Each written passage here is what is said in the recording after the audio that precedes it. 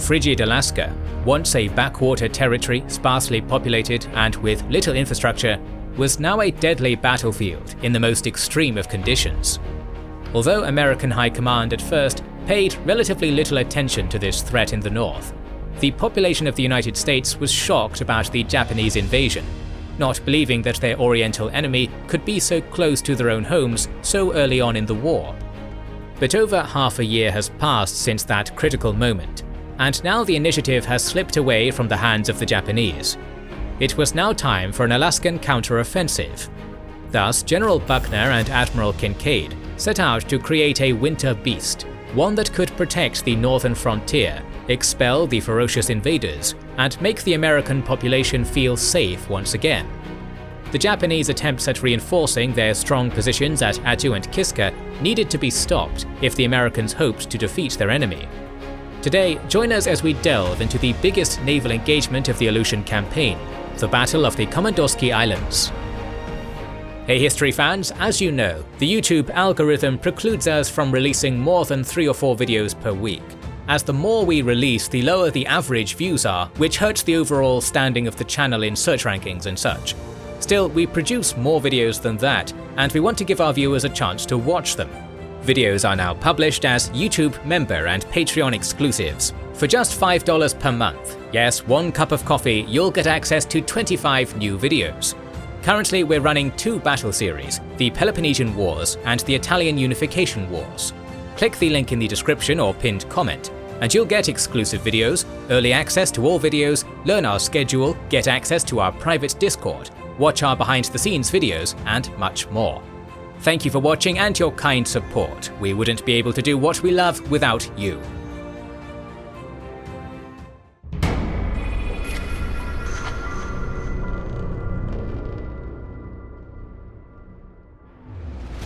As we last saw, Admiral Kinkaid had arrived at Alaska to assume command of the North Pacific Force, immediately launching the successful occupation of Amchitka. Yet this was only the first step in Kinkaid's plan to clear the enemy out of the Aleutians, and now he envisioned to starve them out by establishing an unbreakable naval blockade, which he saw as his best chance at forcing the Japanese to abandon the Aleutian Islands. For this task, Kinkaid assembled a tough little striking force, consisting of the heavy cruiser Indianapolis, the light cruiser Richmond, and 4 destroyers, under the command of Admiral McNorris. Their first action came in early February, as Kinkaid sent McNorris to blockade the enemy's approaches to Kiska and Attu. After steaming west into action, Task Force 8 received a submarine report on February 18th, claiming that several enemy ships were harboured at Attu's Holtz Bay, so McNorris would decide to carry out an attack on Attu. Yet the same signal also reached Adak, where General Butler's forces determined to launch a bomber strike against Holtz Bay, to be carried out before McNorris could arrive. Unexpectedly, the Americans were met with clear weather instead of fog, which allowed McNorris to travel at full speed towards Attu, and so both the naval and air forces would reach the island at the same time. What is worse, McNorris didn't see any enemy vessels on site as he arrived, only a B-17 bomber appearing at 10,000 feet, which mistakenly identified the American fleet as Japanese. The Flying Fortress then attempted 2 bomb runs, but luckily disaster was averted as the bomb releases failed to function. Sparse anti-aircraft fire would finally force the bomber to withdraw, and McNorris would nonetheless take the occasion to shell Chicago Village and Holtz Bay. From there, McNorris would continue on a westward course, as he reasoned that the best way to enforce the blockade was to cruise just outside of Japanese home waters and intercept any outbound convoys. Once again, the Americans would see both luck and misfortune, as the Japanese had actually launched a convoy on February 13th. Because the Americans had never ventured to this part of the world, the convoy would be caught with its guard down and dispersed, but luckily for the Japanese, McNorris would only get to intercept the 3,100-ton Akagane Maru, which would be swiftly sunk with gunfire. Though undetected, the other Japanese vessels would finally decide to return to Paramishiro because of the high enemy activity in the area. With this small action, the blockade of Kiska and Attu had started, an action that Admiral Theobald would have never dared to take. This left General Higuchi in a great predicament, knowing that his only options were to withdraw from the Aleutians, continue to reinforce and fortify the strongholds at Attu and Kiska, or persuade the navy to attack the American supply lines that supported the Adak and Amchitka bases. The latter request was immediately vetoed by Admiral Hosagaya, as IJN High Command thought it was cowardly to attack merchant and supply shipping. Higuchi's request to abandon the islands was also denied, as Tokyo believed that the Kurils and northern Japan would be left too vulnerable. In the end, Higuchi's troops would have to keep up their frenzied efforts to finish their fortifications and airfields, even though American bombs would undo all their work almost daily. He also set out to prepare for an enemy attack, but only his anti-aircraft strength was impressive. He had little mechanized strength, no mountain artillery, fewer than 8,000 troops on Kiska, and around 1,000 at Attu, although none of these were first-line soldiers, nor did they have high morale. The beaches were also sparsely defended, with mines and barbed wire, and he had been forced to surrender the air to the Americans, as the tremendous losses of the Guadalcanal campaign had left the Japanese with no seaplanes to spare for the North Pacific. By early March, the constant American bombing had sunk or crippled at least 40 vessels, and inflicted a total of 3,477 casualties. As Higuchi's garrisons were running short on food and ammunition, a large convoy would finally slip past the American blockade on March 9th. But this was to be the last, as Admiral McNorris would turn back half a dozen ships in the next week. The effectiveness of the American blockade would finally force Admiral Hosagaya to assemble all his forces to run the blockade. Their mission was to escort 2 big transports, filled to the gunwales, while 4 destroyers would also be loaded with an overflow of supplies. Resolved to blast his way through, he personally took command of his northern force, consisting of 2 heavy cruisers, 2 light cruisers, and 5 destroyers. On March 22nd, he would at last steam out of the Kurils in battle order, with the heavy cruiser Nachi as his flagship. Meanwhile, Admiral Kinkaid had decided to reform Task Force 8 into the new Task Force 16, mainly replacing the Indianapolis for the older heavy cruiser Salt Lake City, which had recently finished repairs after the damage sustained in the Battle of Cape Esperance. March 22nd would also be the day in which Admiral McNorris departed Dutch Harbour, heading far west once again to enforce the blockade of the Aleutian Islands. By the morning of March 26th, Task Force 16 would be as far as 200 miles west of Attu, crossing the ocean deep about 100 miles south of the Russian Komandorski Islands. At this point, McNorris had received a number of reports from American PBYs that had seen an enemy fleet of many ships appearing and disappearing somewhere to the west. The Socratic admiral was certain that this was a big enemy convoy, and he was anxious to intercept it, but he didn't think he would be facing anything more than a few destroyers.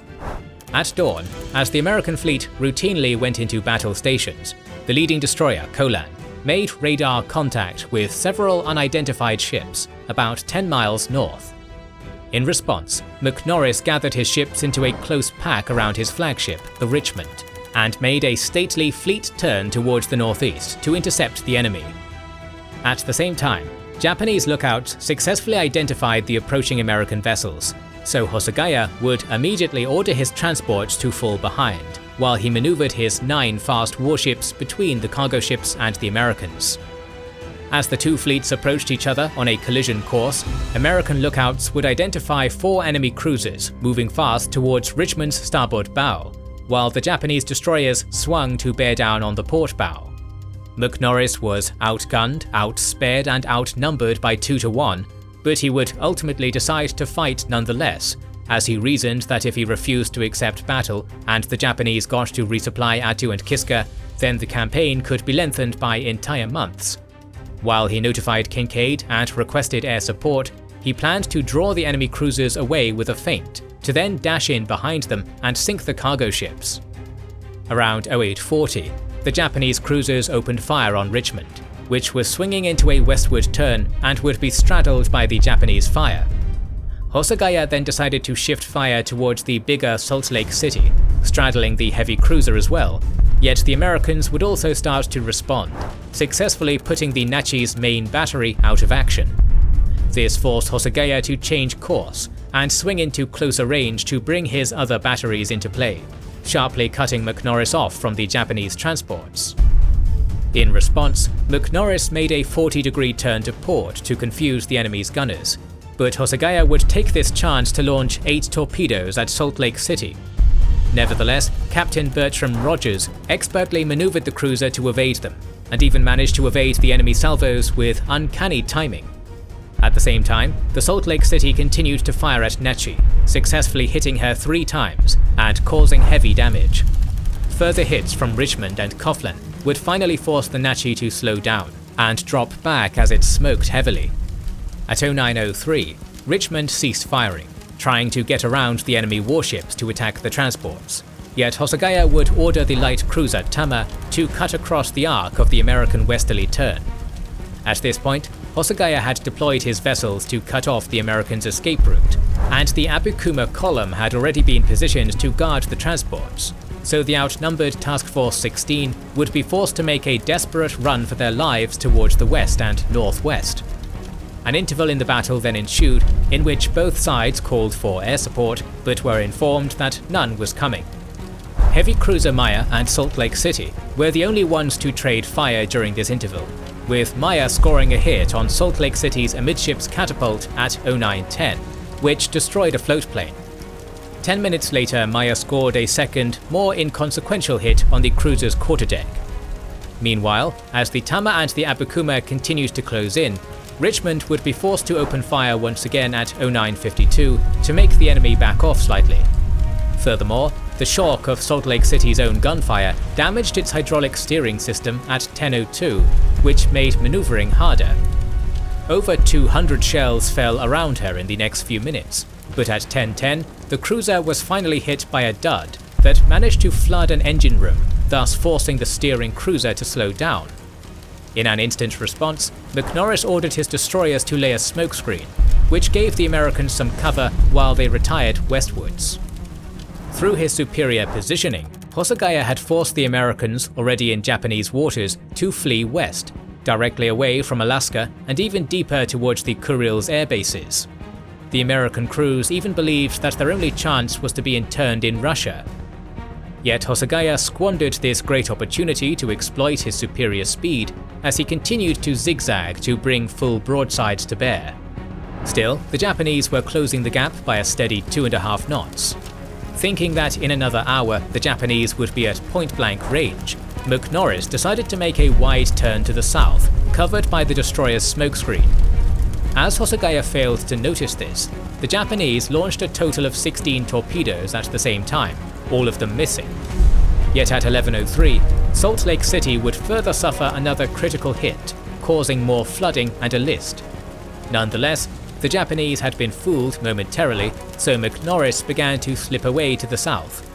Upon noticing, Hosogawa immediately ordered a sharp turn to port, while his forces continued to fire. In response, McNorris ordered his destroyers to launch a feint torpedo attack, which forced the Japanese to back off and allowed Salt Lake City to regain full speed. But at 11:50, as the engineers attempted to fight the damage in Salt Lake City, the Americans would accidentally dump salt water into a fuel line, and the cruiser began to slow to a halt. McNorris immediately ordered the destroyer Dale to lay smoke in tight circles, while he got Richmond close to evacuate the American crew. Yet Rogers refused to abandon ship, as he wanted to get steam up again, though he needed time for that. Thus, McNorris signaled his remaining 3 destroyers to execute a suicide torpedo attack. Driving northwest at 37 knots, the destroyers Bailey and Monaghan concentrated their fire on Nachi, while the Kolan dueled the Maya, successfully inflicting light damage on both cruisers. Yet the Japanese quickly responded and managed to drive away the Monaghan and Kolan. Only the Bailey continued forward, suffering 3 hits by 1200, before it launched 5 torpedoes 3 minutes later, although they would all miss. As it retired, Bailey would suffer a 4th hit that caused heavy damage. This, however, gained enough time for the Salt Lake City to regain power and start to make headway once again. At 12:02, Rogers would further resume firing, yet his blue-dyed armor-piercing rounds had all been expended, so he had to use some high-explosive incendiary shells. At this point, Hosagaya was very nervous, as he had intercepted McNorris's call for air support 3 hours ago, and thus believed enemy aircraft were about to appear. Furthermore, the smokescreen had prevented him from noticing that the Salt Lake City had come to a stop, and being low on fuel and ammunition, he thought that the Americans were likely to get away. Still, he was uncertain about his next move, at least until Roger's explosive shells began to fall on Nachi. The unfamiliar explosions convinced Hosagaya that he was being bombed by American bombers, finally forcing him to order the Attu run aborted at 12:03. By 12:12, the Japanese would be out of range, leaving the Americans incredulous as to why the enemy was retreating. McNorris's luck had returned, and relieved, he then began to retreat back to Adak.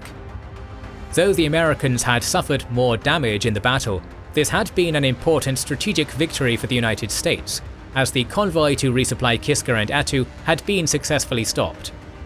Though the Japanese would attempt to launch 2 additional resupply convoys in April, weather would ultimately stop them, so the Attu garrison would not see any relief arrive to the island until its eventual demise. The Battle of the Komandorski Islands would be the last slug-out gunnery duel ever to take place between opposing surface fleets without the use of combat airplanes. Lasting for 3.5 hours, it would also be the longest continuous gunnery duel in modern naval history. Upon returning to Paramushiro on March 28th, Hosagaya was seen as a coward due to the fact that he withdrew against an inferior force, and thus he would be replaced by Vice Admiral Kawase Shiro as commander of the 5th Fleet. For the rest of the war, Hosagaya would be based in Truk, serving as the governor of the South Seas Mandate. McNorris also received substantial criticism from American participants due to questionable actions during the battle, yet Admirals Nimitz and Kincaid would ultimately praise McNorris for his glorious and unlikely victory. Next week, we'll cover some important strategic decisions that took place in the Pacific Military Conference of March, and we'll also head back to the CBI Theatre to continue with our coverage of the First Aleutian Campaign. If you want to watch this episode and more, make sure you are subscribed and have pressed the bell button. Recently, we've started releasing weekly patron and YouTube member exclusive videos. Join the ranks of patrons and YouTube members via the link in the description or by pressing the button under the video to watch these weekly videos, learn about our schedule, get early access to our videos, join our private Discord, and much more. Please consider liking, commenting, and sharing. It helps immensely. This is the Kings and Generals channel, and we will catch you on the next one.